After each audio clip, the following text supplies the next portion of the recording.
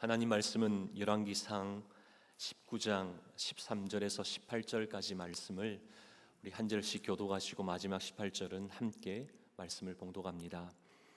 엘리야가 듣고 겉옷으로 얼굴을 가리고 나가 굴 어귀의 섬에 소리가 그에게 임하여 이르시되 엘리야야 네가 어찌하여 여기 있느냐?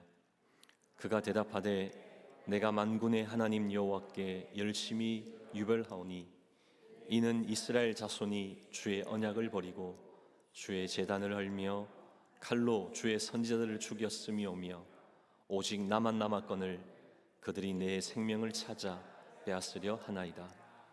여호와께서 그에게 이르시되 너는 네 길로 돌이켜 광야를 통하여 다메섹에 가서 이르거든 하사엘에게 기름을 부어 아람의 왕이 되게 하고 너는 또 님시의 아들 예후에게 기름을 부어 이스라엘의 왕이 되게 하고 또 아벨 몰라 사밧의 아들 엘리사에게 기름을 부어 너를 대신하여 선지자가 되게 하라.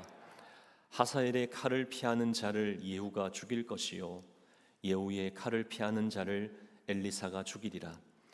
그러나 내가 이스라엘 가운데에 7,000명을 남기리니 다 바울에게 무릎 꿇지 아니하고 다 바울에게 입맞추지 아니한 자니라. 아멘. 살아계신 하나님 말씀입니다. 지난주는 우리 리딩지어스 성경 통독의 그 순서에 따라서 열왕기상의 말씀을 여러분 통독하셨을 겁니다. 지난 3월 말 그리고 4월 초까지 종료주일, 고난주간 그리고 부활주일을 지나면서 한편으로는 성경 통독이 계속되었지만 주일 설교에 있어서는 이런 절기를 지내다 보니 그 사이에 여러 성경들이 지나갔습니다. 그러게 오늘 말씀을 함께 바로 나누기 전에 여러분이 성경에 대한 전체적인 좀 그림들을 그리는 게 좋을 것 같아서 먼저 간단하게 그 큰 그림을 좀 말씀드리려고 합니다. 이스라엘 백성들이 출애굽한 이후 광야에서 생활하는 동안 그들에게 나타났던 삶의 특징이 무엇이었죠? 원망과 불평이 그들의 삶의 특징이었습니다. 이 원망과 불평은 출애굽에서부터 광야 생활하는 동안 여러 번 있었죠. 10회 이상이나 계속되는 그런 반복된 생활이 그들에게 계속되어졌습니다. 그러기에 이런 모습을 가지고 하나님이 약속하신 가나안 땅에 들어간다는 것 어렵죠. 그러기에 모세가 가나안 땅을 바라보면서 죽기 전에 그들에게 유언으로 율법을 쭉 정리하면서 그들에게 선포하죠. 이스라엘 백성들이 다시금 율법을 지키고 여호와께로 돌아오기를 그들에게 강조합니다. 특히 마음을 다해서 하나님을 섬길 것을 그들에게 명령했던 것이죠. 그러다 보니 이스라엘 백성들의 수준이 조금은 올라간 것 같았습니다. 거기에 이제 모세를 이어서 여호수아가 이스라엘 백성들을 이끌었죠. 그러면서 또다시 그들에게 담대할 것을 그들에게 도전하죠. 가나안 땅을 들어가기 바로 직전에 그들에게 뭐라고 권면합니까? 지금 결정하라. 여호와를 믿든지 아니면 이방신을 섬기든지 둘 사이에 왔다 갔다 하지 말고 하나를 섬기라는 겁니다. 정하라는 겁니다. 이를 통해서 이스라엘 백성들의 마음을 고쳐먹고 또 다짐도 하고 결심도 했기에 가나안 땅에 들어갈 때만큼만은 좀 괜찮아 보였죠. 하지만 정복 정쟁이 시작되고 어느 정도 승리를 거두게 되자 이방 민족과의 그 문화적인 접촉도 일어나게 됩니다. 그러자 그들이 어떻게 되었습니까? 시간이 흘러 앞 세대가 모두 다 하나님 품에 안기게 되니 다음 세대는 다른 세대가 되어버렸죠. 아주 영적으로 쇠락의 길을 걷게 됩니다. 추락하기 바빴던 것이죠. 이게 사사기의 그런 이야기이죠. 사무엘 상하에 가면 사무엘이라고 하는 선지자가 등장합니다. 이 선지자가 이 선지자 사무엘의 역할이 무엇이었냐면 한없이 추락하는 그 이스라엘 백성들의 그 영성에 브레이크를 거는 그 일을 사무엘이 감당했던 것이죠. 하지만 이 일이 얼마나 어려웠겠습니까? 끊임없이 추락하는데 그것을 브레이크 잡는다 쉽지만은 않죠. 그러나 하나님께서 특별한 은혜를 베푸시고 그들을 불쌍히 여기셔서 선지자 사무엘을 통해 그 모든 그런 추락에서 멈추게 하시고 다시금 회복해 하시는 그런 말씀들을 우리가 함께 볼 수 있는 것이죠.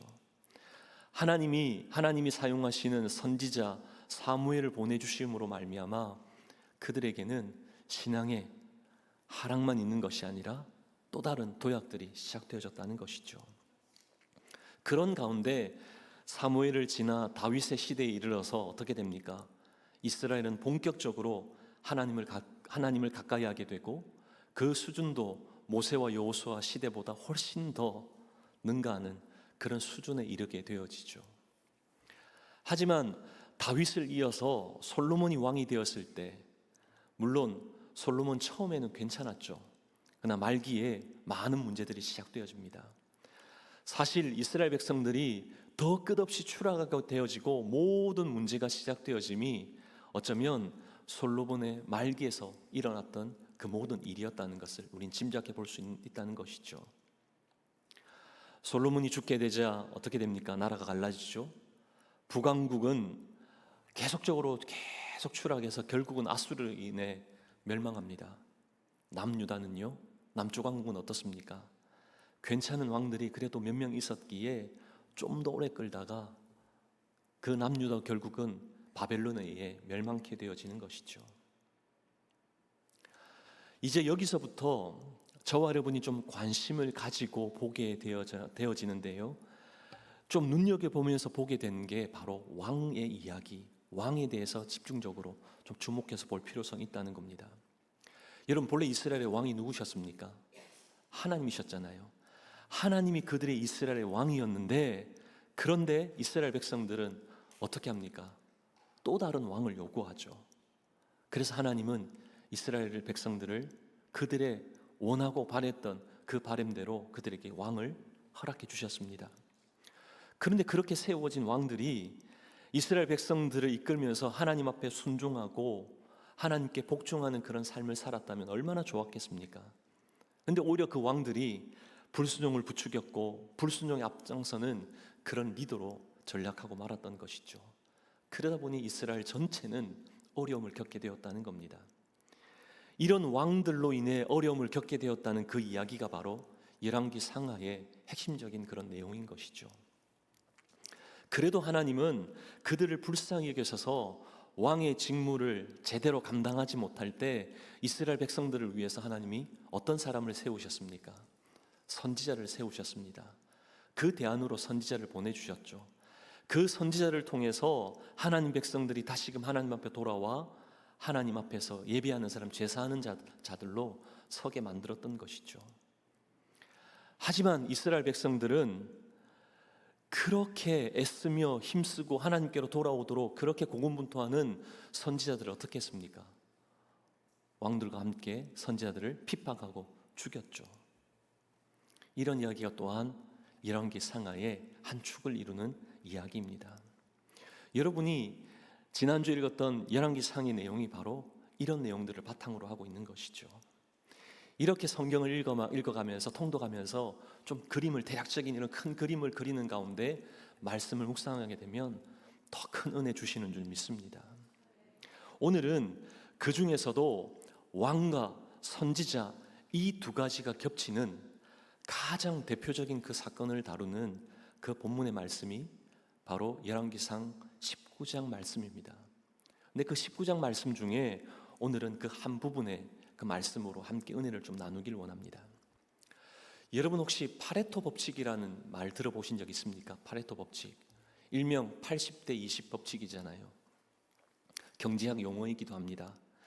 전체 결과의 80%가 전체 원인의 20%에서 발생한다라는 의미입니다. 예를 들면 백화점 매출의 80%가 상위 20%의 소비로 채워진다는 것이죠. 개미 군단이 아무리 백화점에서 그들이 필요한 것을 구매해도 생필품, 화장품, 옷, 생활가전 여러 가지들을 구매해도 매출이 그렇게 많이 오르는 것 아니라는 겁니다. 상위 20%가 소비하는 구매 비용이 백화점의 매출의 80%를 차지한다는 것이죠. 놀랍지 않습니까? 그런데 이런 현상들이 우리 주위에서도 쉽게 볼 수 있다는 것이죠. 우리 주변에 일어나는 일과 현상을 주목해서 보면 그 모든 일들을 이끌어가는 사람이 분명히 존재한다는 겁니다. 그런데 그 일들을 이끌어감이 다수가 이끌어가는 것이 아니라 소수에 의해서 이끌어간다는 것이죠. 우리가 살고 있는 미국만 봐도 어떻습니까? 이 나라를 이끌어가는 것, 국민을 대표하는 대통령과 관료들이지 않습니까? 회사도 CEO와 임원들 그리고 사회이사들에 의해서 회사가 경영됩니다. 하나님의 나라도 마찬가지라는 것이죠. 하나님께서도 하나님의 역사를 이끌어 가실 때 다수의 무리를 사용하시는 게 아니라 소수를 통해서 영적 소수자를 우리 하나님이 사용하신다는 겁니다. 오늘 말씀에도 잘 나타나지 않습니까? 하나님의 사람 선지자 엘리야뿐만 아니라 그리고 남겨두신 7,000명이 바로 하나님이 사용하시길 원하시는, 사용하셨던 영적 소수자라는 겁니다. 하지만 엘리야가 살던 그 시대는 어떠했습니까? 엄청나게 타락한 시대였죠. 많은 사람이 하나님을 떠나 바알에게 무릎을 꿇고 범죄하고 하나님을 완전히 떠난 그런 시대였습니다. 또한 하나님의 선지자들을 핍박했을 뿐만 아니라 심지어 엘리야마저도 그 당시 왕비였던 이세벨이 죽이려고 했죠. 그러다 보니 도망치기 바빴던 것이죠. 그런 도망자의 그런 삶, 죽음의 고비를 넘겨야 하는 그런 엘리야의 삶 어떠했겠습니까? 고달프고 힘들지 않았을까요? 날마다 죽음의 그림자가 엄습해오고 쫓겨다녀만 했기에 그의 삶이 어떠했겠습니까? 여러분 생각만 해도 끔찍하죠. 저는 대학교를 다닐 때 학교 앞에서 자취를 했습니다. 부산 영도구 동삼동 그 위치에 있는 골목의 맨 끝에 있던 막다른 그 골목에 있던 그 자취방에서 생활했습니다. 그러다 어느 날 제가 이제 기말고사를 준비한다고 4일째 되던 날 이제 다음 마지막 시험을 앞두고 도서관에서 공부를 했었습니다.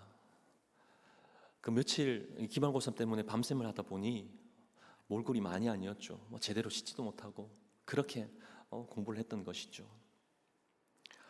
그래서 시험 때문에 공부를 하다 보니 한 새벽 한 3시쯤이 되었습니다. 이제는 좀 쉬고 아침에 시험 치러 가야 되겠다 생각하고는 자취방을 가기 위해서 학교를 나와서 이제 조금 내려갔다가 다시 골목길을 올라가는 그 길을 쭉 걷고 있었습니다. 근데 골목길을 가는데 저 앞쪽에 한 자매가 가고 있는 겁니다. 새벽 3시에 어둡고 좁은 골목길에 저와 그 자매밖에 없다. 한번 상상해 보십시오. 저는 그냥 아무렇지 않게 쭉 갔습니다. 근데 제 발걸음 소리를 들었는지 이 자매가 자꾸만 계속 이렇게 뒤를 돌아보는 겁니다.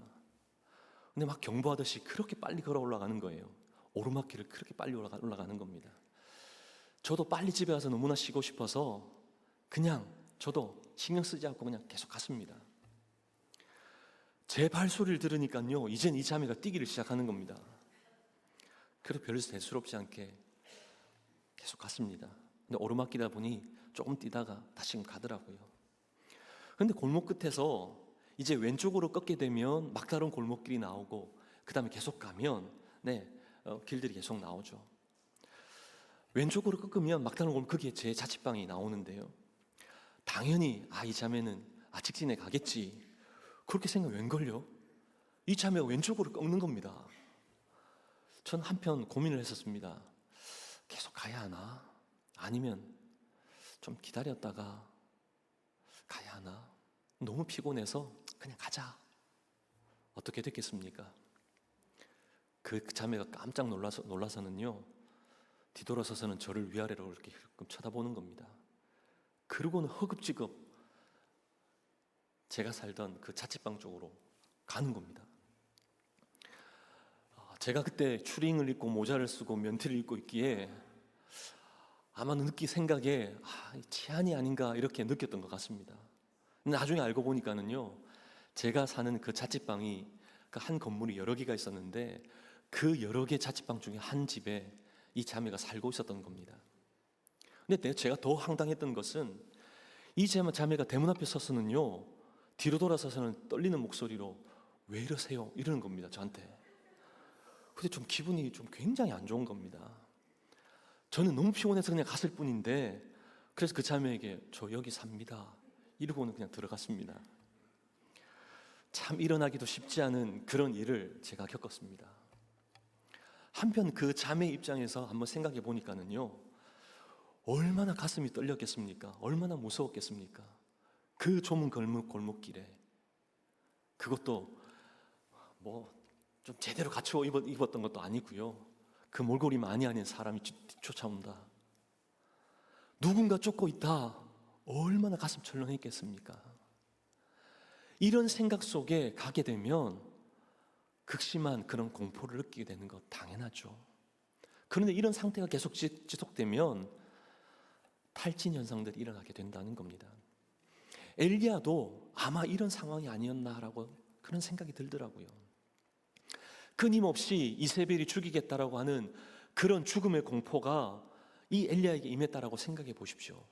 얼마나 두려웠겠습니까? 도망치는 그 자체가 곤욕 그 자체가 아니었겠습니까? 영적 탈진이 아마 그에게도 일어났을 겁니다.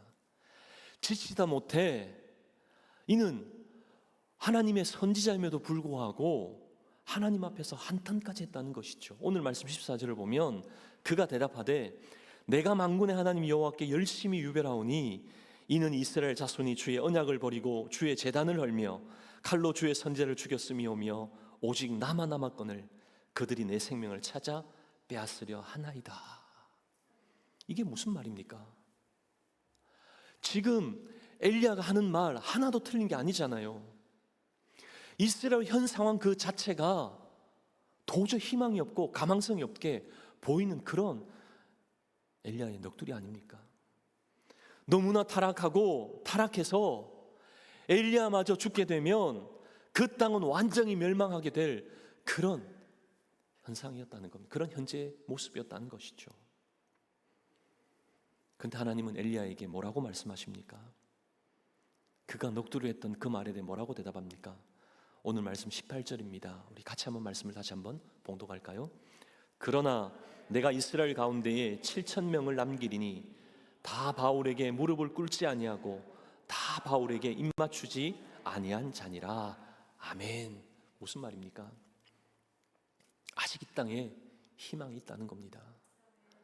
이스라엘 가운데 아직 바알에게 무릎 꿇지 않는, 입맞추지 아니한 7,000명이 남아있기에 소망이 있다는 겁니다. 이들이 하나님의 희망이고 이들을 통해 이제 시대의 그 역사들을 하나님이 일으키시겠다, 이런 마음의 그런 표현들 아닙니까? 이 말씀이 저와 여러분에 어떻게 도전됩니까? 아무리 시대가 타락해도 하나님의 역사는 절대로 끊기지 않는 줄 믿습니다. 눈으로 보기에는 희망이 없어 보여도 그럼에도 영적으로 깨어있는 영적 소수자를 통해 우리 하나님의 역사를 끊임없이 이어나가시는 줄 믿습니다. 요즘 세상을 보면 어떻습니까? 무법천지 아닙니까? 너무 악해서 희망조차도 보이지 않지 않습니까? 불법이 성행하고요, 예전에는 죄로 여겼던 것조차도 요즘은 전혀 죄로 여기지 않습니다. 이 죄에 대한 기준은 하나님 말씀임에도 요즘은 하나님 말씀, 하나님이 기준이 아니라 우리의 생각대로 이것이 죄고 죄가 아니다라고 그렇게 여기는 그런 시대가 되었다는 겁니다. 거기에다 매스컴은 어떻습니까? 죄가 죄인데도 죄가 아닌 것처럼 포장을 하죠. 죄에 대해서 둔감하게 만드는 것이 요즘 오늘날의 그런 미디어들이라는 겁니다. 예전에 동거라는 말 입에도 꺼내기가 쉽지 않았죠. 그런데요, 한국에서 방영되었던 드라마 중에 옥탑방 고양이라고 하는 이 드라마가 있었습니다. 이 드라마 때문에 젊은이들 사이에 동거가 아무런 문제가 되지 않는 것처럼 그냥 그렇게 살았다는 겁니다. 동거가 그냥 당연한 것처럼 결혼 전에 당연한 그런 수순으로 받아들여지게 되었다는 겁니다.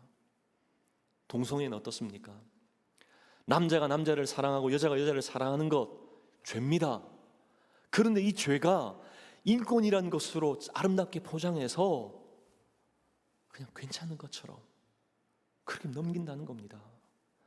예전에는 말도 안 되는 이 일이, 죄인 이 일이 현재는 전 세계에 2억 명이 넘는 그런 사람 동성애의 죄를 범하고 있다는 겁니다.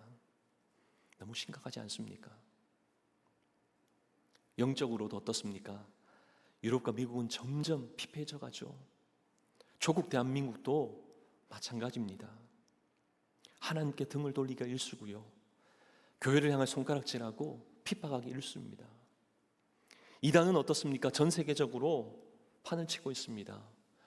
그리스도인의 수는 줄어가지만 이단 수는 계속적으로 늘어나고 있습니다. 여러분, 이런 세대 눈으로 봐서 희망이 있어 보입니까? 이런 기울어져 가는 세상, 그러다가 끝나고 말 것이다, 여러분 그렇게 추측되지 않습니까? 그러나 우리 하나님 이 시대를 버리지 않으셨습니다. 하나님의 역사는 끝나지 않았다는 겁니다. 반드시 하나님의 역사는 이 시대를 살려낼 영적 소수자를 통해 하나님의 일이 하나님 일 되게 하시는 줄 믿습니다. 하나님의 이름이 온 땅에 영광 받으시도록 그렇게 만드신다는 것이죠. 그 역사의 중심에 이 시대를 살려낼 그 주인공들이 누구라는 겁니까? 그들은 결코 다수가 아닙니다. 바로 영적 소수자에 의해 이루어지게 만든다는 것이죠. 바알에게 무릎 꿇지 않은 그 7,000명과 같은 영적 소수자를 통해서 이 시대에 잠든 영혼들을 깨우고 멈춰버린 이 시대의 그 심장을 다시금 뛰게 하실 줄 믿습니다. 그런가 하면 어떤 사람이 하나님이 사용하시는 영적 소수자라는 겁니까? 오늘 세 가지로 잠시 한번 좀 살펴보겠습니다. 첫째로, 하나님이 사용하시는 영적 소수자는 동시대를 살아가는 사람입니다. 현재를 살아가는 사람을 우리 하나님이 사용하신다는 거죠. 하지만 우리가 살고 있는 세상과 사람들을 보면 어떻습니까? 죄로 인해 다 망가져버린 것 같습니다. 죄가 가득 찼기에 어느 것 하나 온전한 것 없게 보입니다. 그냥 이대로 끝나버릴 것 같은데, 그럼에도 하나님은 이 시대를 살려낼 남겨놓은 자가 있는 줄 믿습니다. 그 남겨놓은 자의 선택 기준이 무엇이냐면 바로 오늘을 살아가는 그 사람을 사용하신다는 겁니다. 그러게 오늘을 살아가고 있는 저와 여러분도 예외가 아닌 것이죠. 하나님이 나도 쓰실 수 있는 사람, 사용하실 수 있는 사람이라는 것 우리는 확신해야 하는 줄 믿습니다. 하나님이 하셔야 될 많은 일과 많은 계획들, 역사들, 그 일을 지금 살고 있는 우리를 통해 일을 이루신다는 겁니다. 죽은 모세를 살리셔서 하시는 것도 아니라는 거죠. 죽은 베드로를, 죽은 바울을 다시금 환생케 하셔서 그 일을 이루어 나간다는 건 아닙니다. 희망이 없어 보이는 이 세대라 할지라도 하나님께서는 남겨놓은 이 시대를 살고 있는 저와 여러분을 통해 하나님의 일을 이루어 나가신 줄 믿습니다. 여러분 믿으십니까? 그러면 여러분 좀 자부심을 가지고 어깨를 쫙 펴고 이렇게 선포하시길 바랍니다. 나는 하나님이 사용하시는 사람이다. 나는 이 시대에 하나님이 영광이 되도록 준비된 사람이다. 이렇게 선포하시면서 믿음의 여정을 걸어가는 저와 여러분 되기를 간절히 소망합니다. 둘째로, 하나님이 사용하시는 영적인 소수자는 성결한 사람입니다. 하나님은 동시대의 사람, 현재 사는 사람들을 사용하신다고 말씀드렸죠. 그를 통해 바꾸시기를 원한다고 말씀드렸습니다. 그렇다고 이 시대에 태어나기만 하면 하나님 무조건 다 사용하신다는 겁니까? 그렇지 않다는 것이죠. 이게 무슨 말입니까? 여러분, 예쁘고 잘생기면 다 연예인들이 다 될 수 있습니까? 제 질문이 좀 어렵군요. 제가 미국에 와서 교회를 섬기면서 한국에서 제대로 보지 못했던 연예인을 교회를 섬기면서 많은 분들을 만났습니다. 그런데요, 모두가 다 하나같이 말이 안 되게 얼굴이 작은 겁니다. 어느 날 교회에 나오신 연예인 한 성도분에게 제가 이렇게 물어본 적이 있습니다. 연예인이 되려면 무슨 기준이나 그런 자격이 있습니까? 그분이 하는 말이, 목사님, 뭐 이쁘게 생기거나 못생기거나 그 문제가 되지 않습니다. 제일 먼저 이 길로 가려면 카메라 테스트에 통과를 해야 된다는 겁니다. 여러분 어떻게 생각하세요? 예쁘다고 다 연예인이 되는 것이 아니라 카메라로 찍었을 때 맞아야 된다는 겁니다. 잘 나와야지만 그렇게 그 길을 갈 수 있다는 것이죠. 여러분들이 왜 다 이쁘시고 다 잘생겼음에도 불구하고 연예인이 안 되신 이유 이제 아시겠죠? 한번 옆 사람 얼굴 한번 쳐다보실까요? 네. 쑥스러워서 못 쳐다보시지만 그 이유는 얼굴이 커서 그런 겁니다. 연예인이 되는 것도 바로 나름대로의 원칙이 있다는 겁니다.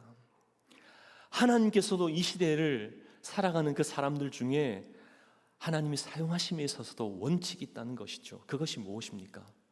바로 디모데후서 2장 20절 21절 말씀에 나와 있습니다. 우리 같이 한번 말씀 봉독할까요? 디모데후서 2장 20절 21절입니다.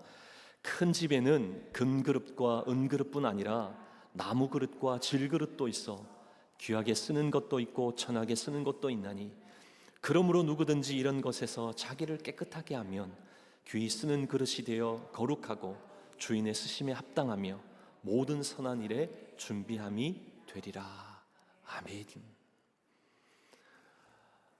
이 세상에는 수많은 그릇이 있다라고 말씀하셨습니다. 근데 어떤 그릇을 사용하신다고요? 깨끗하게 하는 그릇만이 주님의 선한 일에 준비된다. 모든 세대가 우상 앞에 절하고 그렇게 섬길 때 절대로 절하지 않고 타협지 않은 그 7,000명의 사람, 죄와 타협지 아니하는 그 성결한 사람을 우리 하나님이 사용하신다는 겁니다. 아무리 능력이 많아도 그 능력은 두 번째입니다. 첫 번째는요, 성결함, 깨끗함입니다. 그러게 우리는 우리의 마음을 항상 지켜야 하는 것이죠. 성결을 위해 우리 마음을 항상 깨끗하게 해야 한다는 겁니다. 왜냐하면 사무엘상 16장 7절 말씀을 보면 사람은 외모를 보거니와 우리 하나님은 무엇을 보신다고요? 중심을 보신다. 나 여호와는 중심을 보느니라. 우리 주님 분명히 말씀하셨잖아요. 만약 외모가 쓰임받는 기준이라면 우리에게는 큰일일 겁니다.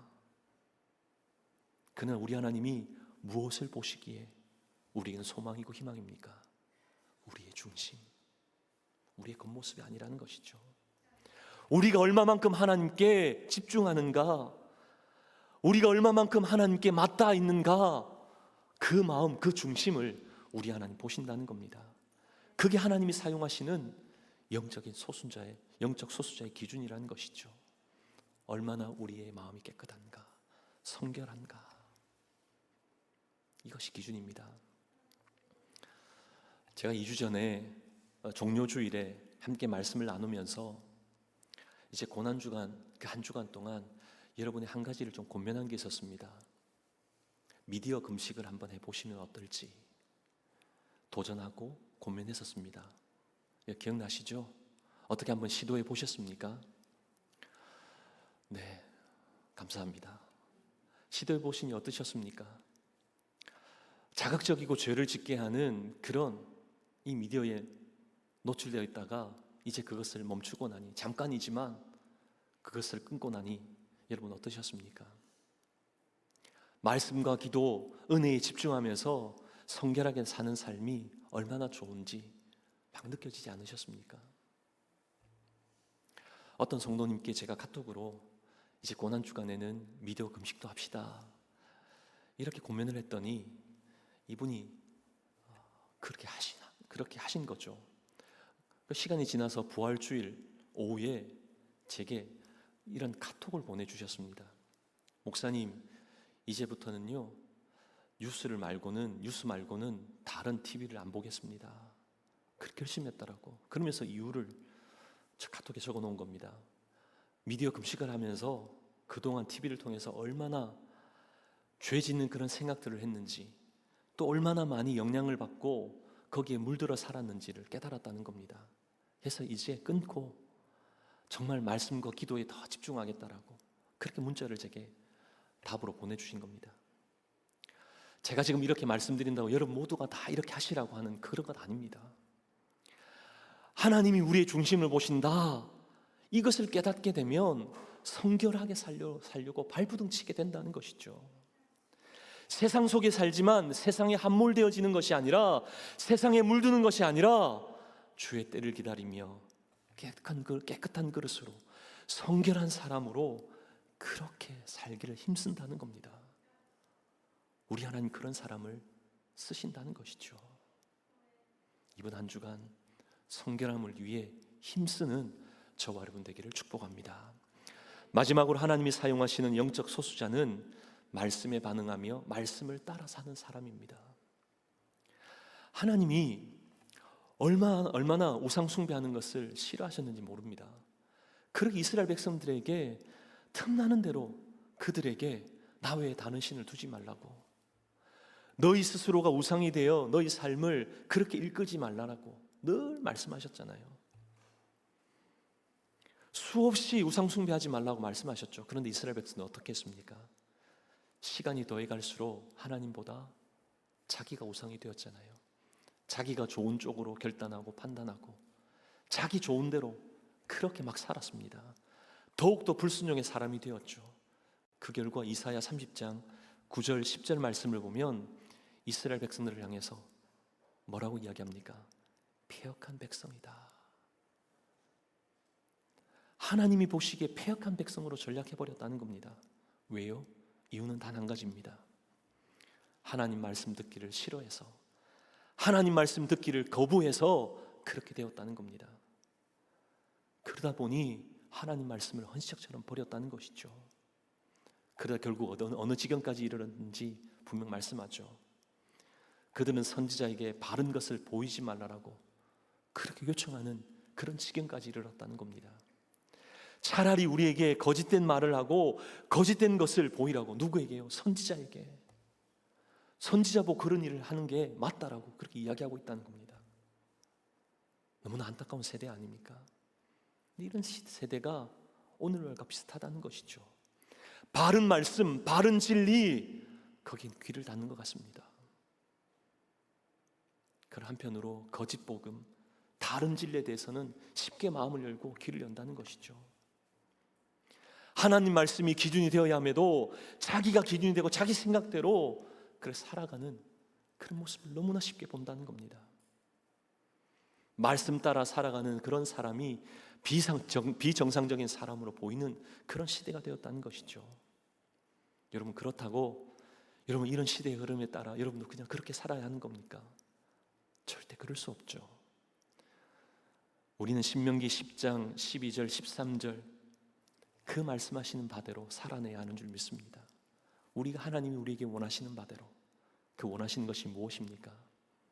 여호와를 경외하며 주를 사랑하고 하나님 말씀 따라 살기를 원하신다는 겁니다. 하나님 백성이 하나님 백성답게 살기를 원하신다. 우리 삶을, 이런 삶을 살아내는 저와 여러분 되기를 간절히 소망합니다. 사람들 보기에 보기 좋은 모습이 아니라 정말 하나님 백성답게 사는 그 삶을 우리 하나님 원하신다는 겁니다. 여러분, 이런 삶이 어떤 삶일까요? 요한복음 14장 21절입니다. 우리 같이 한 말씀 봉독할까요? 나의 계명을 지키는 자라야 나를 사랑하는 자니 나를 사랑하는 자는 내 아버지께 사랑을 받을 것이요 나도 그를 사랑하여 그에게 나를 나타내리라. 아멘. 하나님 사랑한다면 입술로만 사랑한다라고 고백하지 말라는 겁니다. 말씀 지켜 행하는 자가 나를 사랑하는 자다.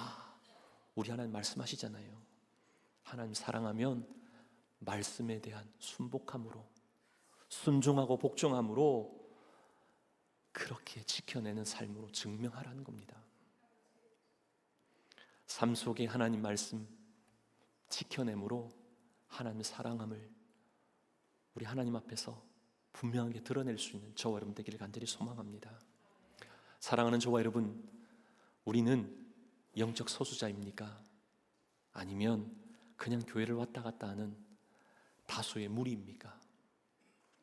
하나님은 오늘도 영적 소수자를 찾는 줄 믿습니다. 이 영적 소수자를 통해서 우리 하나님 모든 역사를 이루시고 또 죽어 있는 그런 심령들을 깨우시고 또 영적인 그 심장을 뛰게 하신다는 것이죠. 그러기에 오늘도 우리는 부족하고 연약하지만 그래도 이 희망 없는 세대 가운데 하나님이 나를 부르신 줄 믿고 더욱 하나님 앞에서 성결을 위해 힘쓰고 오늘을 살아가면서도 그냥 허송세월 보내는 것이 아니라 하나님 말씀에 붙들려서 그 말씀에 순종하고 복종함으로 정말 하나님이 나를, 저와 여러분을 영적 소수자로 삼아 하나님 마음껏 사용해 주시는, 사용하고 쓰임받는 저와 여러분 되기를 주님의 이름으로 축복합니다.